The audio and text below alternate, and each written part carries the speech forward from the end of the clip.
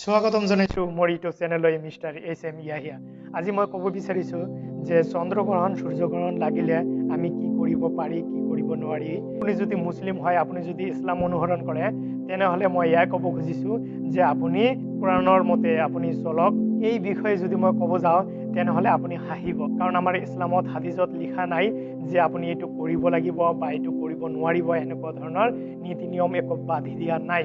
বাট আপুনি হয়তো নামাজ পঢ়িব পাৰে, হয়তো আপুনি কোৰাণ শ্বৰীফ পঢ়িব পাৰে, বা আপুনি ভাল কাম কৰিব পাৰে, এইটো কৰিব পাৰে। বাট আপুনি যে আপুনি কৰিবই লাগিব তেনেকুৱা বাধ্যতামূলক আমাৰ হাদিছত একো নাই। বাট এষাৰ কথা মই ক'ব যাওঁ যে আমি অতীতৰ পৰা যিবিলাক শুনি আহিছোঁ যে ভাত খাব নোৱাৰিব, ভাত খাব পাৰিব, বাহিৰলৈ ওলাই যাব নোৱাৰিব, বা এনেকৈ বহি থাকিব নোৱাৰিব, শুই থাকিব নোৱাৰিব, ইয়াত ঢেৰ কথা। এইবিলাক আমি মানো, কিয়নো আমাৰ মা দেউতা বা আগৰ যুগত এইবিলাক কৈ আহিছে, সেয়াই আমি অনুসৰণ কৰিছোঁ। ইটছ ৰং। মই ক'ব খুজিছোঁ যে ইছলামত কি কৈছে, বা আপুনি শিক্ষিত হৈ আপুনি মূৰ্খৰ নিচিনা আপুনি কাম কৰিছে।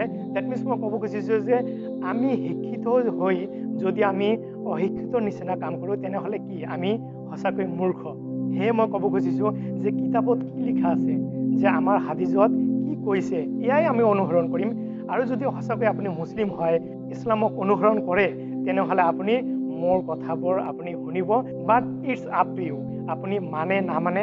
বাট মই হাদিছ মানো, মই কোৰাণ শ্বৰীফ মানো, মই কোৰাণৰ মতে চলিম। বাছ এয়াই ক'ব খুজিছোঁ যে আমাৰ কোৰাণ শ্বৰীফত একো লিখা নাই, আমাৰ হাদিছত একো লিখা নাই যে এইটো কৰিব লাগিব, এইটো কৰিব নোৱাৰিব, এনেকুৱা বাধ্যতামূলক একো নাই। হয়তো আপুনি ভাল কাম কৰিব পাৰে, হয়তো আপুনি নামাজ পঢ়িব পাৰে, কোৰাণ শ্বৰীফ পঢ়ক বা ভাল কাম কৰক, যিকোনো ভাল কাম কৰিব পাৰে। বাট আপুনি কৰিব লাগিব বা নালাগিব, এয়া একো বাধ্যতামূলক নাই।